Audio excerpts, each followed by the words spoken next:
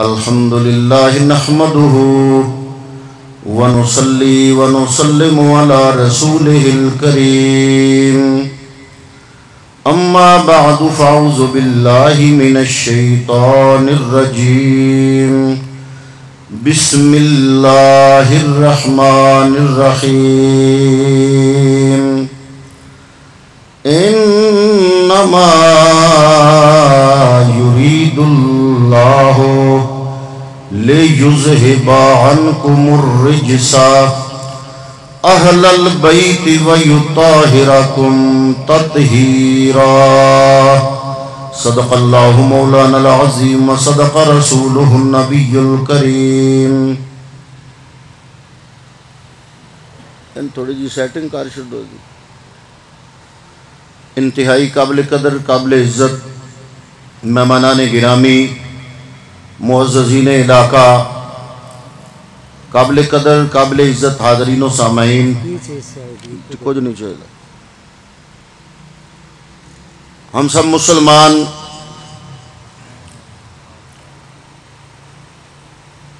ہمارے انتہائی محبوب اور ممدوح محترم المقام حاجی محمد طارق پوری مرحوم و مغفور، ان کی چھوٹی بچی اور ہمارے برادر محترم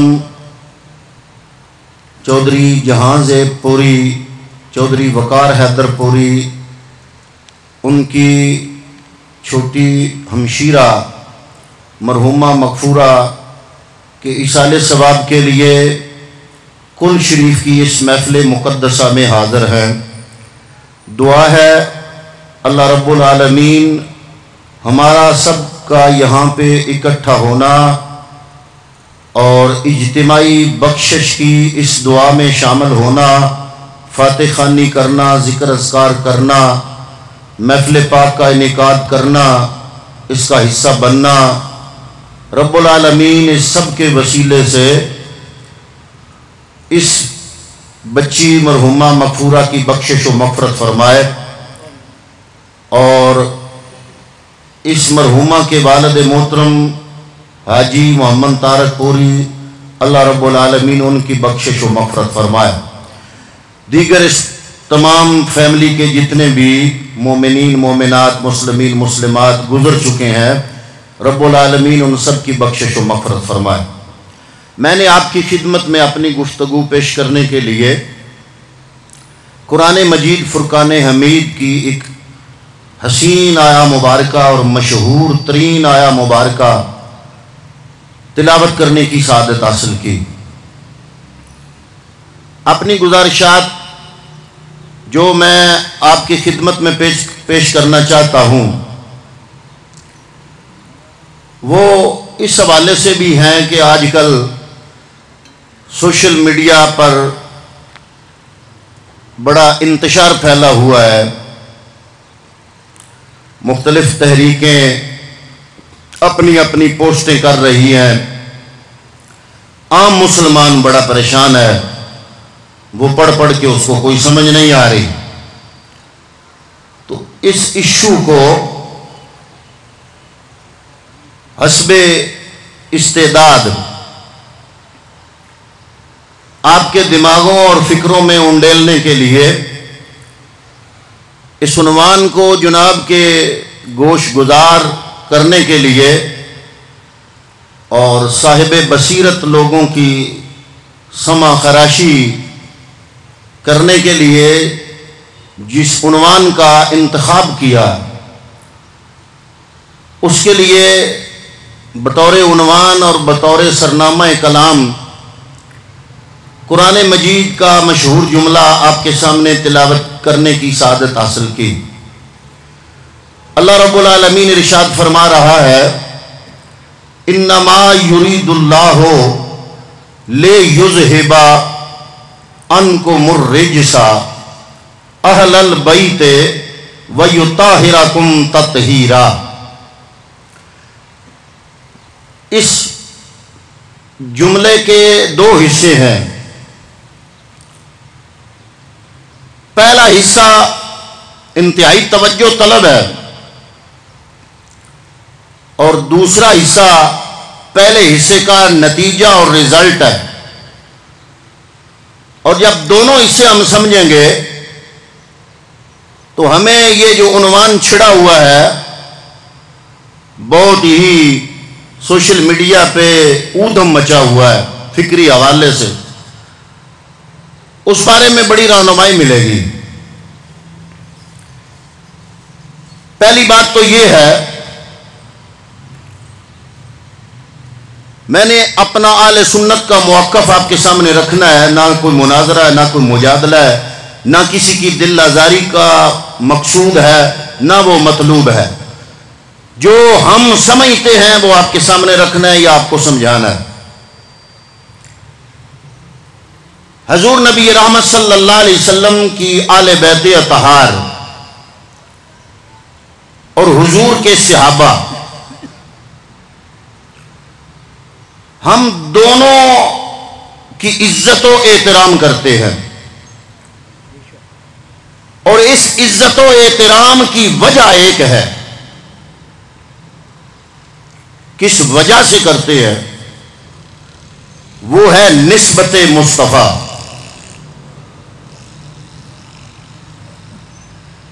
نسبت مصطفیٰ جو پیغمبر پہ قربان ہو گئے، ان کو نسبت مصطفیٰ صحابیت کی مل گئی. ہم ان کے در کے بھی غلام ہیں، اور جن کی رگوں میں مصطفیٰ کا خون دوڑ رہا ہے، ان کے ساتھ محبت و مودت کرنا ہمارے ایمان کی جان ہے. ایک گروہ کو ثابت کرنے کے لیے یا اس ایک گروہ کی محبت کو ثابت کرنے کے لیے مسلمان کو کوئی مجبوری نہیں کہ دوسرے گروہ کی عظمتوں کی نفی کرتا پھرے. ایک گروہ کی محبت ثابت کرنے کے لیے دوسرے گروہ کی نفی کی ضرورت نہیں. یا یوں کہہ لیجئے کہ ایک گروہ کی محبت دوسرے گروہ کی محبت کی نفی کرنے کی محتاج نہیں. ان کا مقام اپنی جگہ پہ، ان کا مقام اپنی جگہ پہ. باقی رہ گئی بات معصوم ہونے کی، تو ہمارے اہل سنت والجماعت کے نزدیک معصوم صرف انبیاء اور ملائکہ ہیں. لیکن جو آل رسول ہے اور صحابہ کرام ہیں وہ محفوظ ہیں. اگر معصوم نہیں تو اس کا یہ مطلب نہیں کہ وہ خطا کرتے ہیں، استغفر اللہ، وہ خطا سے پاک ہیں، کیونکہ میرے رب العزت نے ان کی خود حفاظت فرمائی ہے. اللہ کی حفاظت میں ہے، اور اللہ رب العالمین کی حفاظت کی توفیق میں ہے. اور جو عنوان میں آپ کے سامنے چھیڑنا چاہتا ہوں، میرا تو ذاتی گمان جو ہے وہ یہ ہے کہ اگر ساری عظمتوں اور ساری رفتوں کو تقسیم کرنے سے قطع نظر حضور کے بعد اگر مجھے کوئی ایسی ہستی نظر آتی ہے کہ جس کے سامنے میرے سارے ادب قربان ہو جائیں، ساری محبتیں قربان ہو جائیں، حیا کی اور عفت اور عصمت کے سارے جذبے قربان ہو جائیں، تو اس کا نام جب دماغ میں آتا ہے تو پورے وجود میں حیا کی ایک لہر اٹھتی ہے، اور پورا ایمان اس کا صرف نام دماغ میں آنے سے ادب سے جھک جھک جاتا ہے. اور پیغمبر کے بعد جو ہمارے ادب، احترام اور ہماری حیا کی سب سے زیادہ مستحق ہستی ہے، اس کا نام ہے سیدہ فاطمہ الزہرا سلام اللہ علیہا رضی اللہ تعالی عنہا۔ یہ دونوں جملے دعائیہ ہیں۔ سلام اللہ علیہا کا معنی ہے کہ اللہ کی ان پہ سلامتی ہو، رضی اللہ تعالی عنہا کا معنی یہ ہے کہ رب العالمین ان پہ راضی ہو گیا۔ نہ ہم یہ کہہ سکتے ہیں کہ یہ رضی اللہ عنہا نہیں، اور نہ ہم یہ کہہ سکتے ہیں کہ جو رضی اللہ عنہا ہو وہ سلام اللہ علیہا نہیں بن سکتا۔ یہ کچھ جاہل لوگوں کی اصطلاحات ہیں جو غلط ہیں، لیکن جو مبنی پر حقیقت بات ہے وہ یہی ہے کہ اللہ رب العالمین نے ان ہستیوں کو، ان کی پاکیزگی کو، ان کی طہارت کو کائنات کے سامنے رکھنے کے لیے یہ معاملہ سارے کا سارا اپنی طرف منسوب کر لیا۔ فرمایا انما یرید اللہ، بے شک رب العزت نے ارادہ فرما لیا، اللہ رب العالمین نے ارادہ فرما لیا۔ اب ایک ارادہ میں کر لوں، ایک ہے ارادہ جو آپ میں سے کوئی کر لے، تو دیکھنے والے ہمارے قد کاٹ اور صلاحیتوں کو دیکھتے ہوئے اندازہ لگائیں گے کہ ہم نے ارادہ جو کیا ہے اس ارادے میں کس حد تک کامیاب ہو سکتے ہیں۔ اگر میں کوئی ارادہ کر لوں کسی کام کے کرنے کا، اگر اس پہ پیسہ زیادہ لگتا ہو تو ہو سکتا ہے آپ میں سے کچھ کہیں گے کہ یہ نہیں ہو سکے گا، لیکن اگر وہی کام ہمارے علاقے کا کوئی بہت بڑا سرمایہ دار M P A M N A کر لے تو آپ کہیں گے کہ سرمایہ تو لگتا ہے لیکن یہ کر لے گا، اپنے ارادے میں کامیاب ہو جائے گا۔ مطلب یہ ہے کہ ایک ہے کہ میں ارادہ کروں، ایک ہے کہ آپ میں سے کوئی ارادہ کرے۔ اگر ارادے میں کامیاب نہ ہو سکے تو لوگ کہیں گے کہ اس میں اتنی صلاحیت نہیں تھی، اتنی قابلیت نہیں تھی، اتنی طاقت نہیں تھی، اس میں اتنے اوصاف نہیں تھے، اتنی خوبیاں نہیں تھیں، ان کمزوریوں کی وجہ سے یہ اپنے ارادے میں کامیاب نہیں ہو سکا۔ اب سوال پیدا ہوتا ہے کہ ارادہ کر کون رہا ہے؟ ارادہ وہ ذات کر رہی ہے جو علی کل شیء قدیر ہے۔ اللہ فرمایا کہ ارادہ میں خود کر رہا ہوں، جو سبحان اللہ ہے۔ سبحان اللہ کا معنی ہے کہ ہر کمزوری سے پاک، ہر عجز سے پاک، ہر نقص سے پاک۔ جب اللہ ارادہ کر لے تو یہ شک ہی نہیں کہ رب العالمین اپنے ارادے میں کامیاب نہ ہو سکے، استغفر اللہ، یہ شک ہو ہی نہیں سکتا۔ تو اللہ فرما رہا ہے کہ ارادہ کرنے والا ہوں میں۔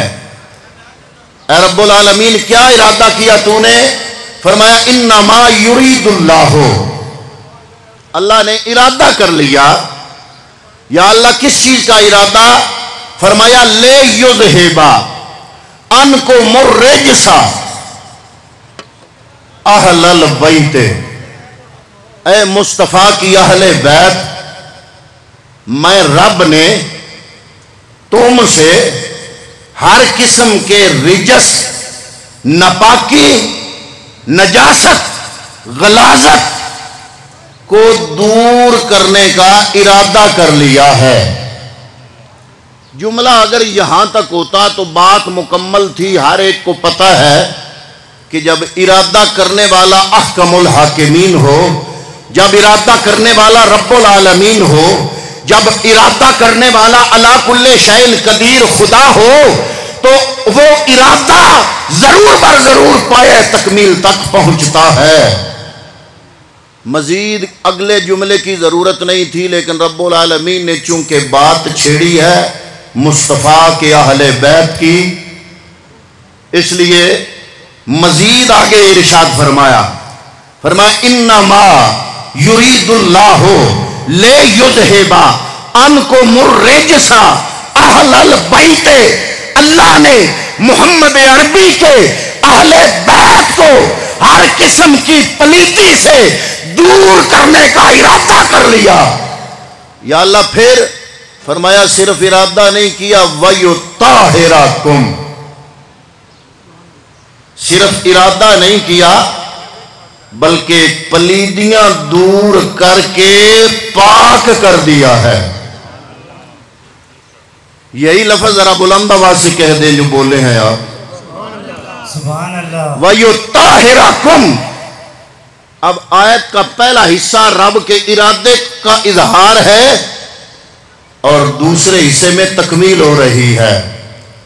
फरमाया सिर्फ पलीदी और निजस और नजासत और रिजस दूर करने का इरादा नहीं किया, वयुत्ताहिराकुम, दूर करके फिर इनको पाक कर दिया है।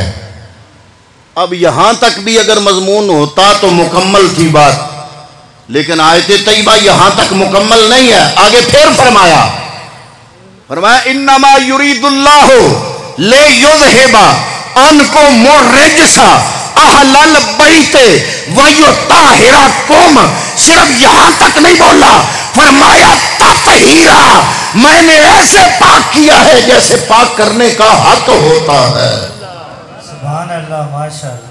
नबी की अहले बैत हर किस्म की पलीदी से पाक, नबी की अहले बैत हर किस्म की निजासत से पाक, नबी की अहले बैत हर किस्म के रिजस से पाक। अब दुनिया की तलब ये रिजस है या तहारत है?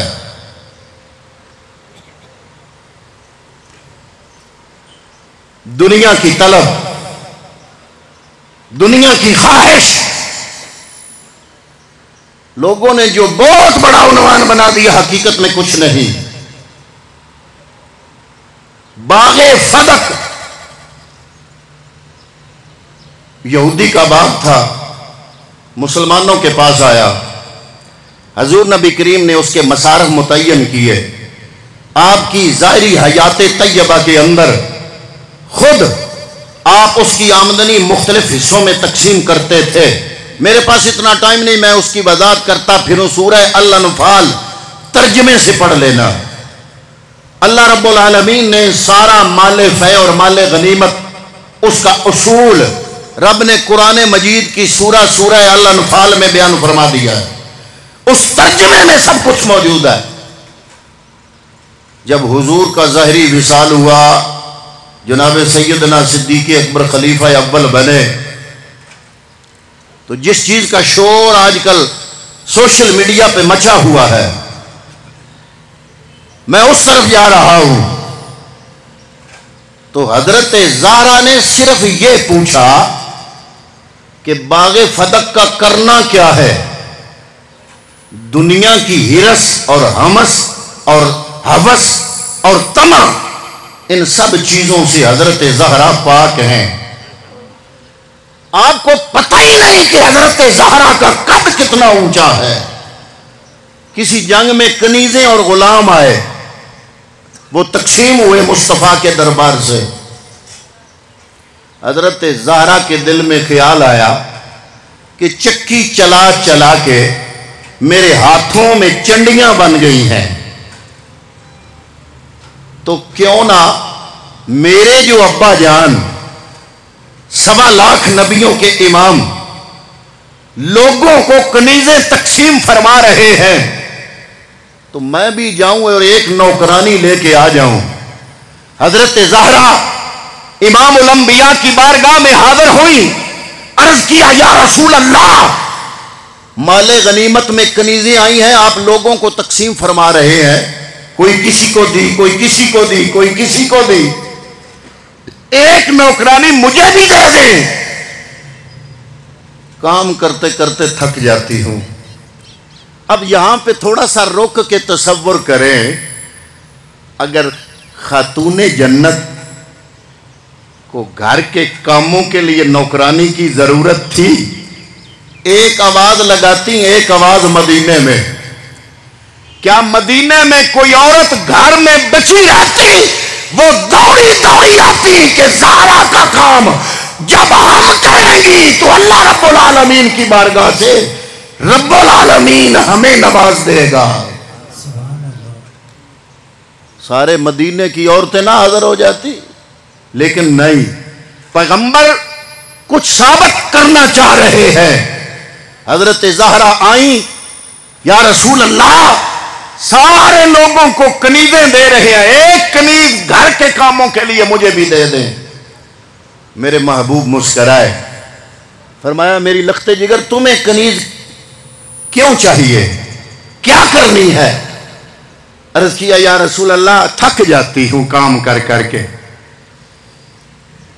حضور نے ارشاد فرمایا میری لخت جگر میں تمہیں ایک وظیفہ دیتا ہوں، وہ کر لیا کرو، تھکاوٹ اتر جائے گی، کنیز رہنے دو. یہ مدینے کے ان یتیم بچوں کے لیے کام آئیں گی جن کے باپ میرے ساتھ میدان جنگ میں جا کے شہادت حاصل کر چکے ہیں اور پیچھے یتیموں کا کوئی سہارا نہیں. یہ کنیزیں انہیں میں دوں گا. حضرت زہرا گھر سے تو چلی تھی کنیز لینے، مصطفیٰ کے دربار سے تسبیح فاطمہ لے کے واپس آ رہی ہے. سبحان اللہ. اور وہ تسبیح فاطمہ کیا ہے؟ 33 مرتبہ سبحان اللہ، 33 مرتبہ الحمدللہ، 34 مرتبہ اللہ اکبر. پیغمبر نے ارشاد فرمایا یہ وظیفہ پڑھا کرو، اس وظیفے کی برکت سے تمہارے جسم کی تکان دور ہو جائے گی. اب ایسی تربیت جس فاطمہ الزہرا کی ہو.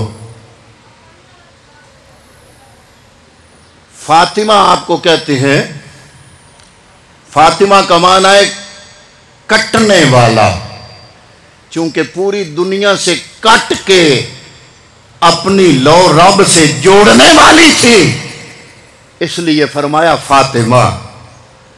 اور چونکہ جنت کی حوروں سے بھی زیادہ پاکیزہ تھی تو اس لیے فرمایا زہرا. حضرت زہرا کے 123 القاب ہیں،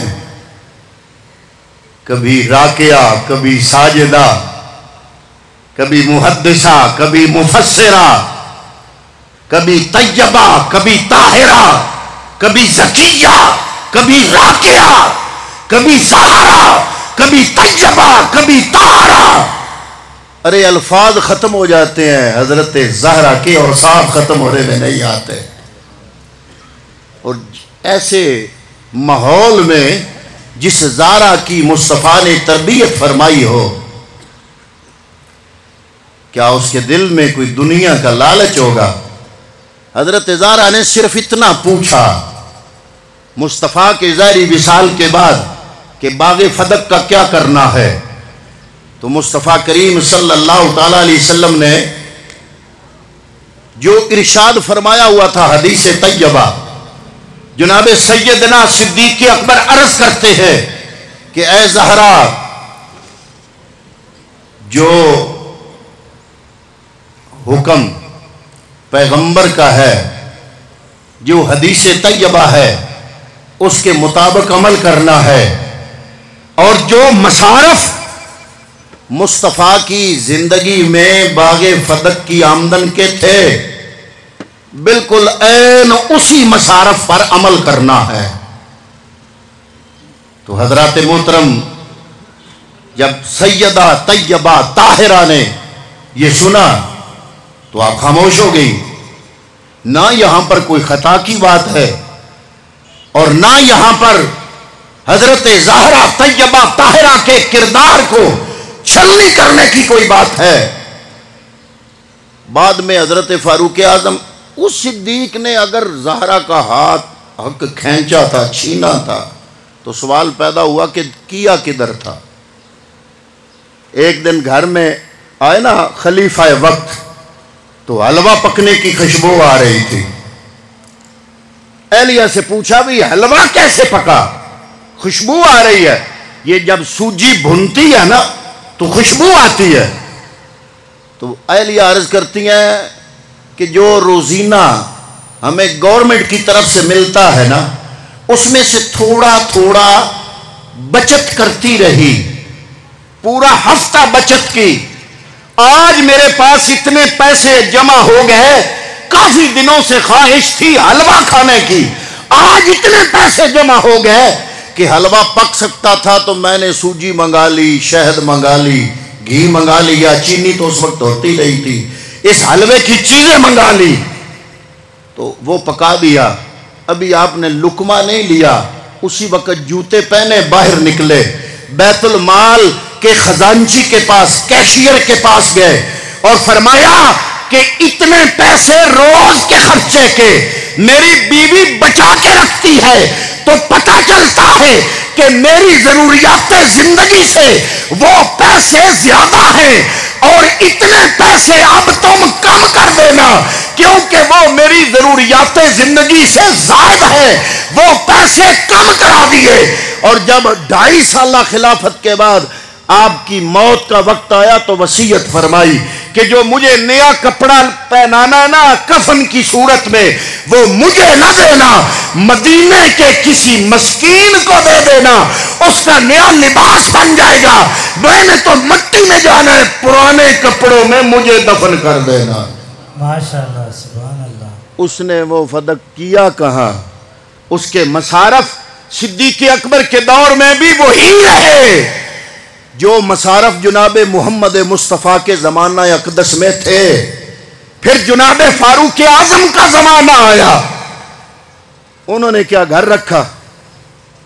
جب ملک شام کی طرف گئے نا فاتح بن کر، تو آپ کا فاتح، مسلمانوں کا لیڈر، پیوند لگے کپڑوں میں تھا، 12 پیوند لگے ہوئے تھے امیر المومنین کے لباس پر. لوگوں نے کہا یہ کون ہے؟ انہوں نے کہا یہ مسلمانوں کا امیر ہے، یہ خلیفہ ہے. ارے ان کو کوئی دنیا کی ہوس اور لالچ نہیں تھا، وہ اس خلافت اور حکومت کو عیاشی نہیں اپنے سر کا بوجھ سمجھتے تھے. اور مدینے کی گلیوں میں چلتے ہوئے تنکا اٹھا کے مخاطب کرتے تھے تنکے کو، اے تنکے تم مجھ سے بہتر ہو، مجھ سے تو پوچھا جائے گا، تجھ سے قیامت کے دن سوال نہیں ہوگا. روتے تھے اور عرض کرتے تھے یا اللہ 25 لاکھ مربع میل کا حکمران ہوں، کہیں کوئی کتا بھی بھوکا مر گیا تو مجرم میں بنوں گا. وہ فدق کا مال انہوں نے کیا گھر کھایا، اس کے مصارف وہی رہے جو محمد عربی کے دور میں تھے. عثمان غنی کا دور آیا، ایسا ہی ہوا. مولا کائنات جن کا نام لیتے ہوئے بھی میرے سینے میں ٹھنڈ پڑتی ہے، جن کے بارے میں محمد عربی نے فرمایا اے علی انت اخی فی الدنیا والآخرہ، اے علی تم دنیا و آخرت میں محمد کے بھائی ہو. زوج بطول، خلیفہ رسول، ابو تراب، علی جناب حضرت مولا کائنات علی المرتضی شیر خدا آیا، آپ کا دور آیا. آپ کے دور میں بھی اس کے مصارف وہی رہے جو پچھلے خلفائے ثلاثہ کے ادوار میں رہے تھے. اس وقت امام حسن و حسین نے کیوں نہ گزارش کی کہ ابا جی ہم سے چھینا گیا تھا، پہلے تو حکومت ہماری نہیں تھی، اب ہماری ہے، ہمارا حق واپس کرو. نہ حسن حسین نے مطالبہ کیا اور نہ اس میں کوئی تبدیلی آئی. جو لہجہ حضور کے زمانے میں اس کے مصارف کا تھا، خلفائے ثلاثہ کے زمانے میں جہاں جہاں وہ مال خرچ ہوتا تھا وہاں مولا کائنات مولا علی المرتضی کے زمانے میں بھی تقسیم ہوتا رہا. سبحان اللہ. اور میں تو یہ کہتا ہوں کہ اگر اہل بیت اطہار سے محبت نہیں تو ایمان سلامت نہیں. ایمان کی جان ہے اہل بیت اطہار کا پیار، لیکن اہل بیت اطہار کا پیار اس چیز کا محتاج نہیں کہ اوروں کے مقام گراؤ گے تو بلند ہوگا. औरों के मकाम